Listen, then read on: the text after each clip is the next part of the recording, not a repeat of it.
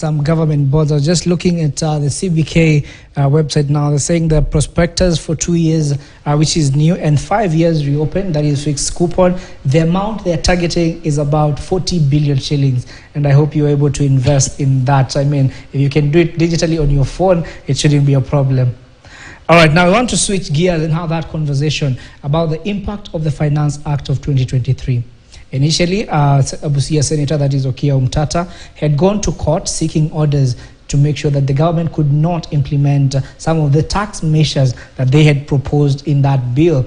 And come last week on Friday, of course, the Court of Appeal made it okay, basically giving the government the green light to go ahead and implement those taxes. And we understand that today he was supposed to head to the Supreme Court to just challenge that decision by the Court of Appeal. Now, to help me with that conversation, I'm joined by Churchill Ogutu, who is an economist at IC Group. Churchill, welcome to the show. Thanks, Jimmy, for having me.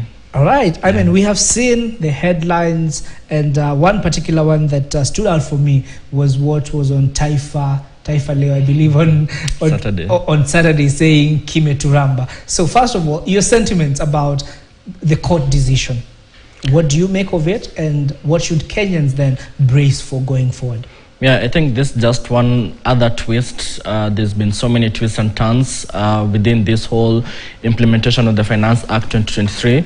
Right at the beginning, when the finance bill was tabled, that was around early May. There's lots of pushback in some of the tax proposals, and which culminated with the finance bill was passed into an act.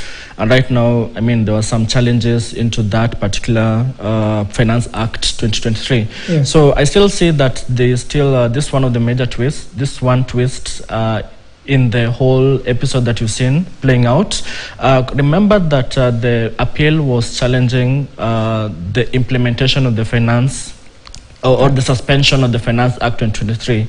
But remember that the Chief Justice had appointed a 3-judge bench at least to be able to look at the merits of that particular initial petition, which is still open-ended. We don't even know what kind of timelines it will be.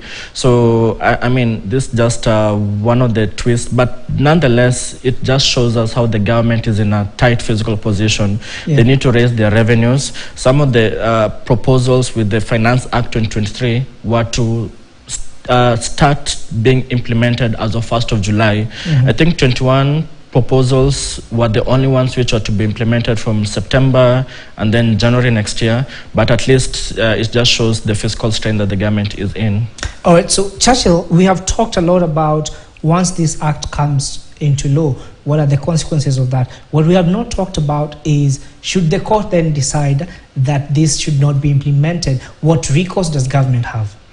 Yeah, because you're looking at a scenario, the import of the Finance Act 2023 was now to raise revenue of 211 billion shillings in the current financial year.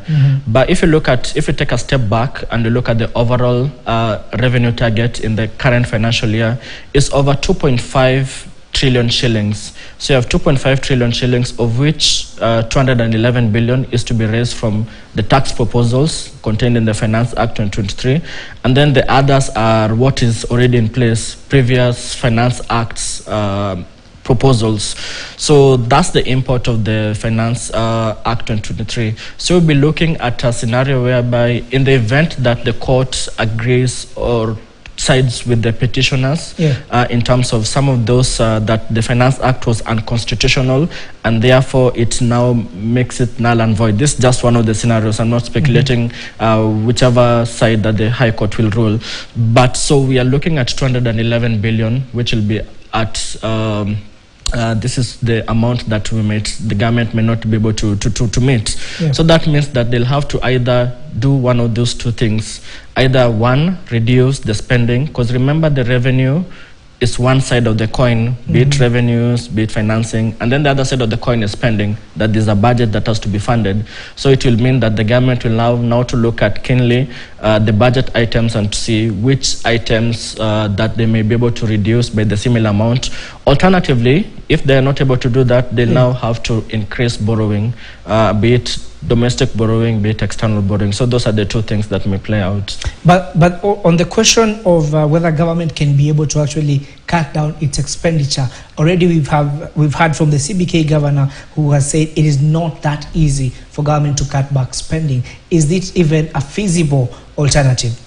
Well, it's challenging because you're looking at some of the items there are what we call the fast charge in the consolidated fund, things to do with interest payments, things to do with debt repayments, things to do with pensions payments, and also salaries to some of the constitutional office holders. So we're looking at close to 1.8 trillion of the budget that is what is called the fast charge, which there's no wiggle room around that. So look at some of the other issues, recurrent expenditure. These are now payments of salaries. Probably we may not be able to have much more leg room to adjust them lower. Remember that at the start of this financial year, the president made something to the effect that there could be 7% increase in the public service wages. But I mean, we've seen even the news flow over the last couple of days to the effect that even salaries, without even this 7% increase, has not been implemented. So I mean, that's just on the speaking on the recurrent side. So it's a bit less. But what we've seen even in the last couple of years, in the last financial years, is that development spending, that's usually the one whereby there's usually some reduction. So in the event that even in the last financial year, the target was around 400 billion, but now the performance for the development spending was not even 100%, was something between 85% thereabout. Yeah. So that gives us some scope that probably the low-hanging fruits, in the event that they are to realize a reduction in spending, might now come from development spending. All right, Churchill, there are those who might argue and say, should the court then side with the petitioners, one of the things that it could lead to is making sure that the government stays and lives within its means.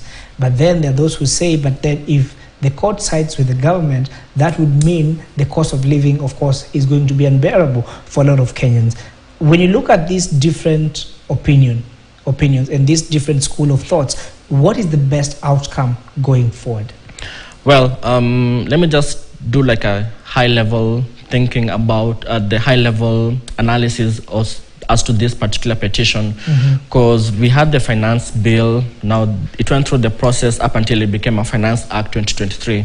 So from what the petitioners, this is where Senator Okiya Omtata comes in, is that there were some illegalities, some unconstitutional infringement that happened during that whole process.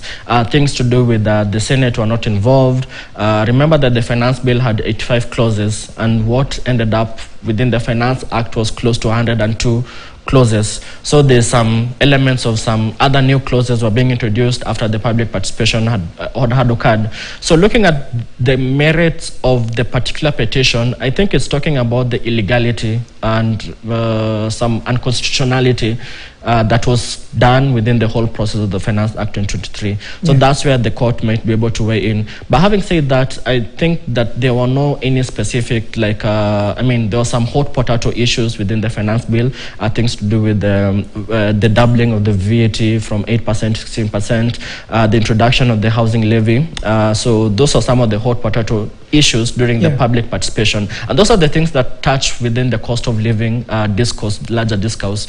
But I don't think that the petition went to those kind of specifics, just looking at the broad key areas touching on the illegality. So, I mean, it's just upon the court now to discuss whether due process was followed or not. All right, so Chachi, when we were listening to that Court of Appeal ruling, one of the things that the judges then said is that whoever will have paid this, or will have had their salaries made, these deductions made to, then you will have, the government could actually refund you if then the court finds that it was not procedural or that it was illegal. I'm actually trying to look for the best word. How realistic is that argument? Well, it's a bit interesting, and this also back on what we've been hearing time and again the issues to do with refunds, because now that now squares in within the whole refund issue, whereby guys either pay their income tax, VAT, but at the point of refunds, I mean, it's a lengthy process, and probably just told that, okay, you'll offset future tax liabilities. So potentially we may not be able to see either refunds in the event that now the court rules otherwise, in the sense that now it renders the Finance Act 2023 null and void in that particular scenario. So we may not be able to see refunds, but potentially we could see that some of these tax payments that have been done now offsetting other future tax liabilities. That's just my top thinking here.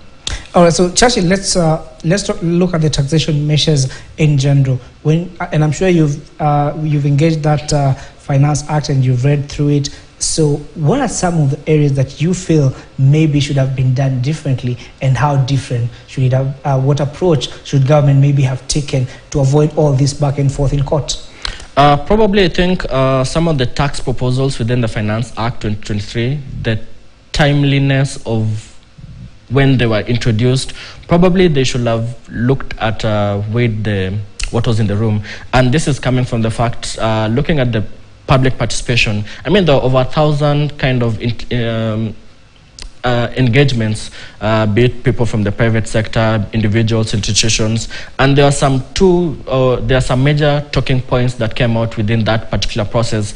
Issues to do with housing levy. Probably most of the sentiment was that, okay, we really don't have, there's no overarching, the whole measure has not been quite operationalized, so people had their doubts how it will be implemented.